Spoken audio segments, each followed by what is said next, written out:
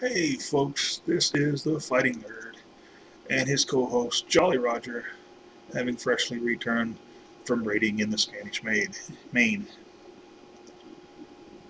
And my beard is recovering from its tragic accident, as you can see. So, on that mark, all is well. And I am going to go historical and political in this video.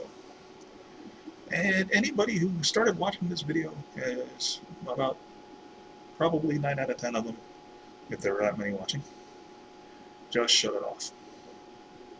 For those of you who stayed and are actually moderately interested when I learn to speak, maybe I should start doing videos, are moderately interested in my fledgling channel, I will continue. And I want to talk to you about the year 1913. Long time ago, right? Why would I want to talk about 1913? And why would you want to hear about 1913? Well, 1913, in my mind, proves the Fighting Nerd's two rules for understanding politics. The first rule is bankers never lose. The second rule is bankers always win. Now, I'm not talking about your banker up the street at your credit union who goes to the same church you meet almost every time you go to the grocery store. I'm talking about the Warburgs, the Rothschilds, and the Chases of the world. Now, the year 1913, a long time ago, but there are things that happened in 1913 that impact all of us every day. The most famous of which, but probably not the most infamous, is the Revenue Act, or the Internal Revenue Act. That brought us the Internal Revenue Service and the beloved federal income tax. Yes, until 1913, we had a functioning government that had roads and bridges and fought and won several wars without an income tax. There was a world before the income tax. The second thing that happened is the Currency Act, also known as the Oil and Glass Act, and sometimes called the Federal Reserve Act. This created the Federal Reserve and gave America its first true central bank. Now, those two are very closely related. The Currency Act and the Revenue Act. More on those later. And then the other one that not a lot of people would realize that know about is that's the year the 17th Amendment to the Constitution was passed. Now, the 17th Amendment to the Constitution mandated the general election of United States senators. Prior to this, state legislatures elected the Senate and sent them to Washington to represent the state. Now, on the surface of this seems more democratic, right? People are going to the polls and electing their representatives. But the problem is that really disconnected the senators from their state. And this is going to be important as it relates to the other two acts, Currency Act and the Revenue Act. Because this really stripped states of a lot of their power to help be a check and balance on the federal government. Because prior to the 17th Amendment, states could recall their senators. if they thought their senators were getting a little too cozy with the federal government. Because remember, the federal government was a creation of the states, not the other way around.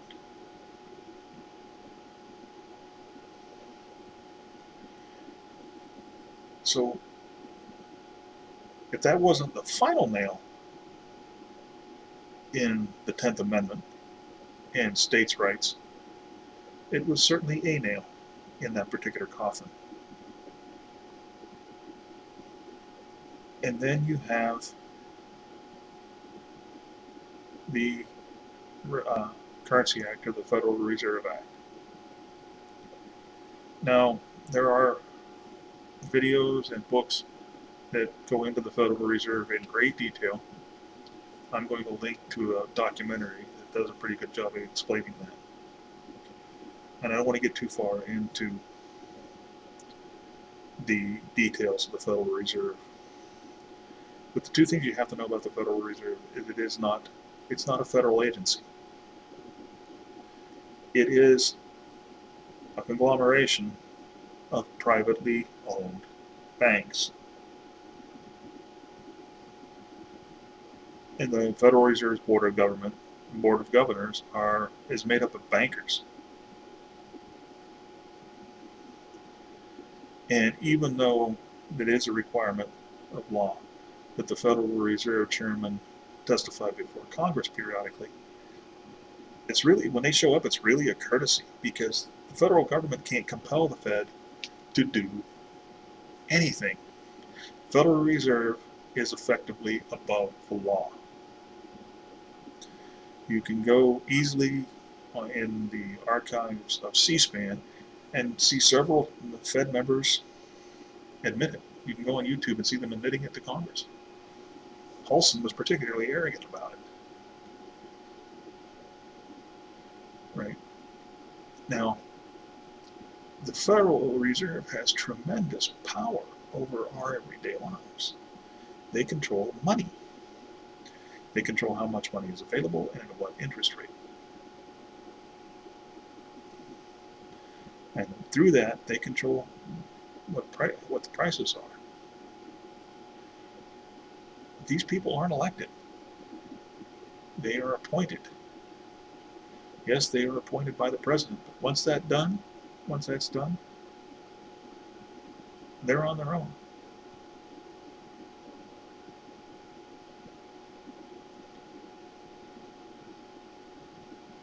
Now, so you have this Federal Reserve System now that the government borrows money from. Now, not all the national debt is owed to the Federal Reserve.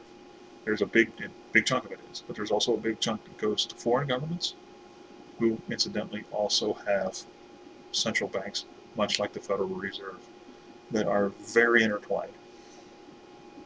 Some of the national debt is owed to public citizens or private citizens in the form of treasury bonds or securities.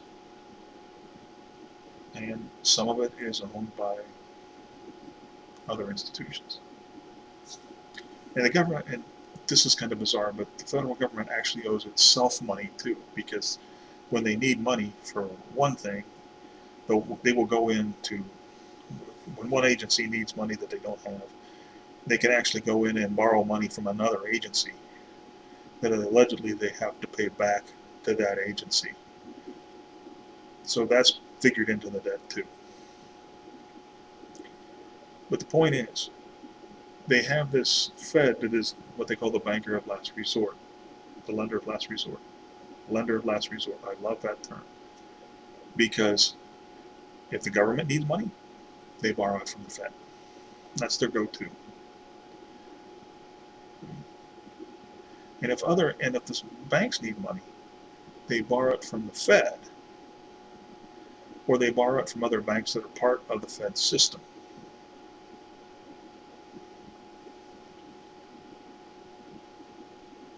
So we have a system based on debt. This gets a little complicated here, but it's important to understand this. When you look at your bank, and believe me, I'm no expert on this, just some books that I've read. But people, I think this is important. When you go to the bank, and let's say your bank has it says it has $2 million in deposits on hand. Does that mean that it has $2 million worth of cash on hand, or gold or silver on hand? No. That means that people have borrowed about $2 million from the bank and have pledged to pay it back. I believe right now banks are only required to have 20% of what they claim as their deposits actually on hand in cash. So 80% of that is just debt that people have pledged to pay back. And banks borrow money from other banks. And when the government borrows from banks, or banks borrow from other banks, it's not like they have gold or cash ready to go. They just create money out of ether. They can print it, but now that in the digital age, they just kind of put some money in a keyboard and zap, there's money. It's really not worth anything, except it's backed by the faith and credit of the United States. And that comes down to it's backed by the force of government. You pretty much have to take this, what they say is money, and give up your goods and give up your labor, or you can't live. So they create money out of nothing. They lend it to each other, but they also lend it to you and me at interest. Now at this point, we're paying interest on nothing. We are buying goods and services with that money. This is where they get you. You're paying that money back with interest. So as long as you are in debt to them and paying interest, they are making money. So there's actually no vested interest. They have no vested interest in seeing you pay your own back, which is why they want you to constantly refinance your house. Right? So they really don't want you to get out of debt. But on the other hand, let's say you buy a house and you default on the loan and the bank takes your house. Well, they'll hem and they'll haw and they'll say, oh, we didn't get paid back. But the thing of it is, they gave you money that was worth nothing, which you used to buy the house, which is worth something. It's real. You can use it for stuff. It keeps you warm. It keeps you dry.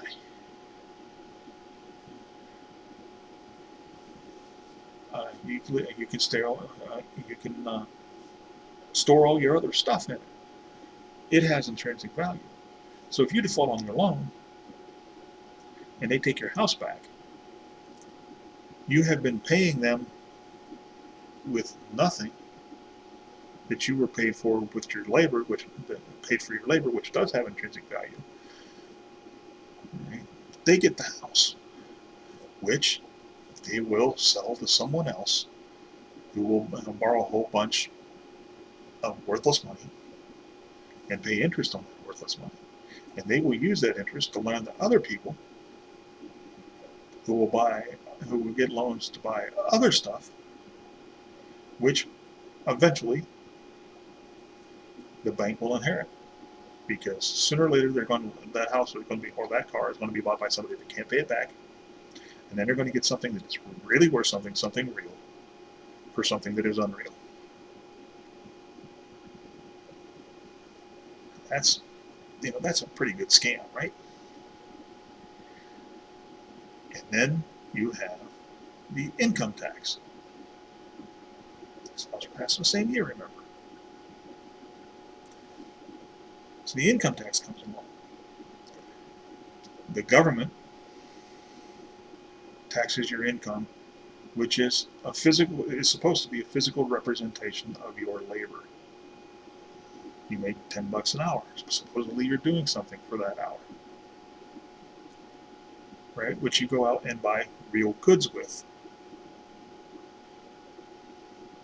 The then you need to get a loan to buy something. Almost everybody has to do that nowadays. Right? So now the bank lends you money that is essentially worth nothing because they've created it. Nobody's worked for it. It only becomes valuable after it's paid to you for working. So your work is real, you have done something real, and you are paid with something unreal. Then they loan you money, and you go out and buy something that is real. And you pay interest on it, so they have more unreal stuff, unreal money to lend people, so they can go out and buy more real stuff. And if you keep doing that, they keep making interest. They have more and more money that they have more and more unreal money that they can lend to other people. So they're still making some kind of a profit, even though that profit doesn't have any intrinsic value.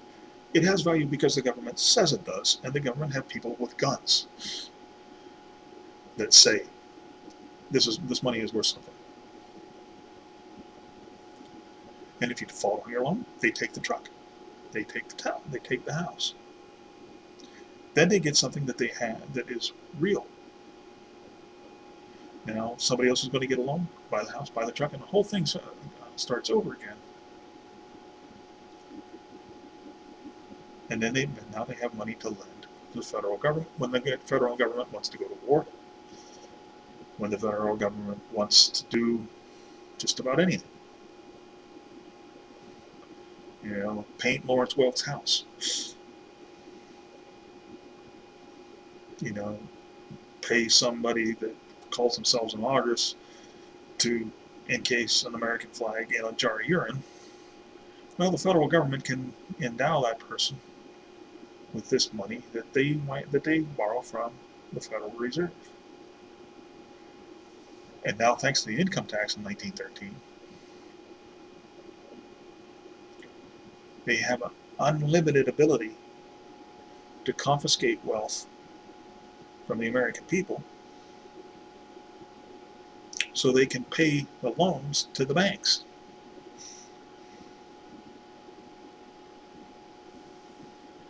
Isn't that cool? We can borrow and spend as much as we want and then make somebody else work harder to pay our debt. That had to sound great to the politicians. I mean, wow. Think about it. Get yourself a credit card. And you don't ever have to pay for anything you buy with it. There is the government, or there is somebody with a gun over there forcing your neighbor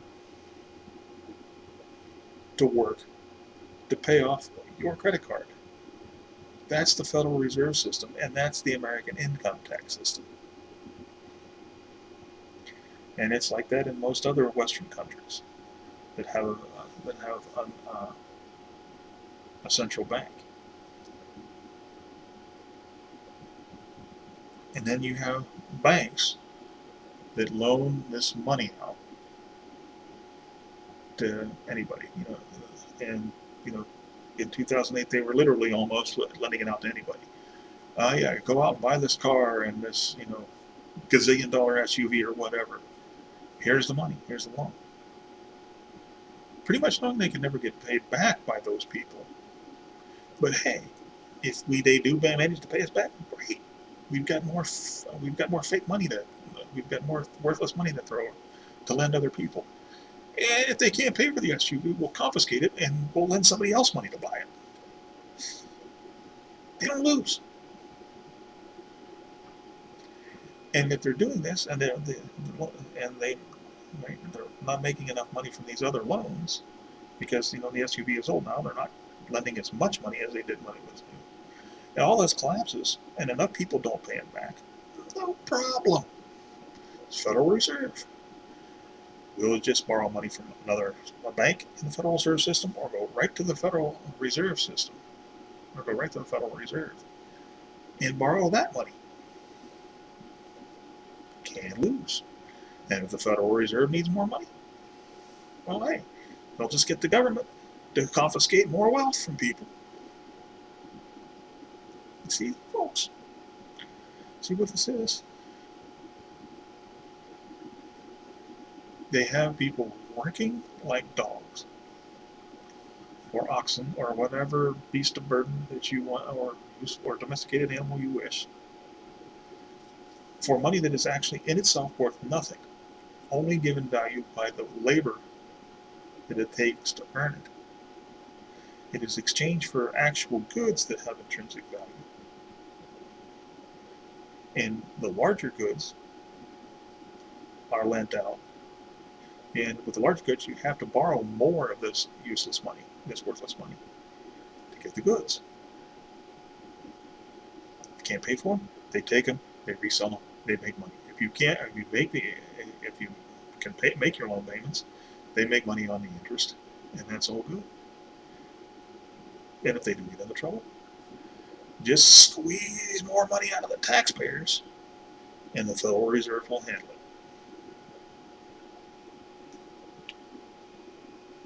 So you fix it so you can borrow ridiculous amounts of money for foreign wars and foreign intervention, and you can spend $120 spying on your own citizens, $120 billion, or is it $120 trillion? I'm not sure, but ridiculous amounts of money spying on your own citizens. And you borrow money for that, but it's okay. If you can't pay it, we'll just raise the debt ceiling and take more money from the American people. Now, maybe occasionally, just to placate people, we'll reduce taxes every once in a while, but we do reduce the income taxes. We'll increase property taxes. Or we'll take away and this is what they're doing with this latest tax package, folks. They may reduce the federal income tax, but they're going to take away your exemption for state and local taxes. So it's probably going to more or less cancel each other out. So we have that system: unlimited borrowing, unlimited wealth confiscation, and the only losers are the American people. Now, the 17th Amendment made it practically impossible for the states to do anything about it. Because now, once the senators are in office, they're on their own. And they're faced with a system that has unlimited borrowing capacity, or at least that's very. You can borrow almost as much money as they need, because they can confiscate as much wealth as they want from the American citizens.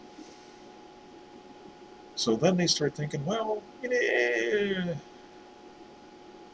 why can't we have the National Endowment for the Arts so people can dip the flag in a jar full of urine? Hey, why can't we pay a gazillion dollars to refurbish Lawrence Welk's house? And for you younger people, Lawrence Welk was this band director that had this show on back in the 70s that almost everybody watched for reasons that I can't quite imagine, that it was hugely popular. I think it was on Sunday nights. My grandma loved it. Or why can't we spend, $100 million on 35 aircraft that so far really doesn't work? Why not? And then, of course, why can't we get a little piece of the pie? Because we're in here for 6 years minimum, so they say the senators, right? And there's nothing anybody can do about it. If we're not serving our state, screw you. You put us here. We don't have to worry about you for 6 years. 6 years come along, we'll say all the right. You'll forget what you were mad about us 6 years ago. We'll say all the right things, and you will send us back. And yeah, we'll make some deals. We might get a few government contracts into our state so we can say we're serving our citizens. But if we don't decide to do that, oh well. We're going to get, and if you do throw us out, what's going to happen? We're going to get a cushy job somewhere. We'll get a job as a lobbyist. We'll get a job. we'll get a job for the bank, in one of the banks. We'll work for the bankers. And once we get elected, we're set, folks. Before 1913, that kind of stuff, the state legislature could recall that senator. And the state could say, listen, you guys are spending way too much. And the senators would have to listen or they would get recalled. So, 1913, unlimited power to borrow, unlimited power to squeeze money out of the taxpayers to pay the debt. And they removed one of the biggest obstacles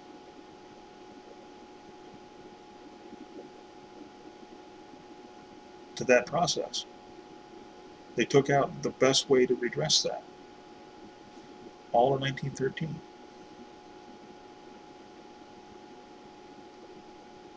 Now, the story behind the founding of the Federal Reserve is really interesting. It's like it's from a novel. There's a book by G. Edward Griffin called The Creature from Jekyll Island that I really think you guys should look into. And it tells a story, and it reads like a spy novel. At the first part of it has the way the back alleyway that thing was founded, that the Federal Reserve was founded. And as I said, I'll link to a documentary called about Century of Slavery, Century of Enslavement. Right.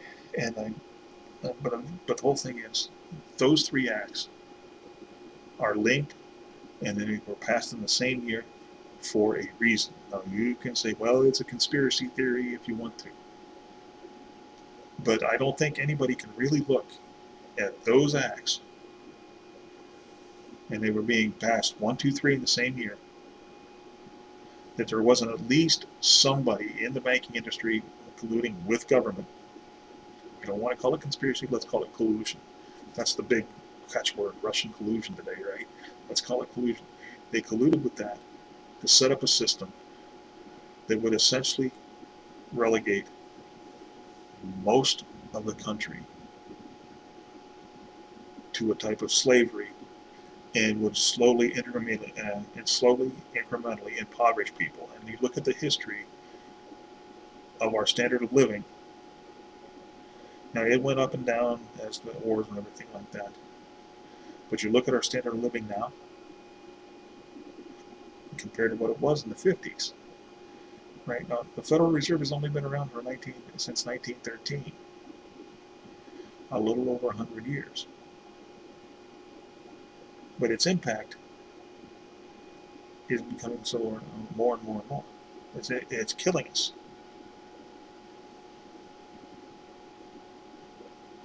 It really is killing us, folks.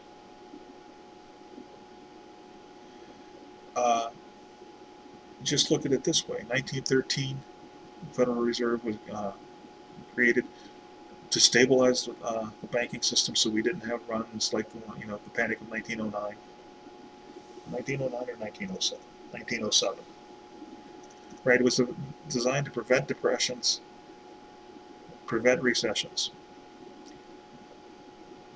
1913, Federal Reserve, prevent depressions. 1929, the worst depression ever. It literally took a world war to pull the United States out of the Depression. And ever since then, we've had recession, depression. It's just gone up and down. So by that standard alone, the Fed is an abject failure, even if it wasn't corrupt from the beginning. So, like I said, I'll link to the documentary. I'll link to a book. If you look, the information on this thing, on these subjects, is out there, but you will never see it taught in any school, unless you really insist upon it. Nobody will tell you about it in college. But 1913, every time you take $1 out of your wallet to pay for anything, anytime you get a loan, 1913 is still affecting you every day. And with that, I will leave you with this admonishment and this plea to remember that words make history. This is the Fighting Nerd, and I bid you good night, along with my newly returned co-host, Jolly Roger.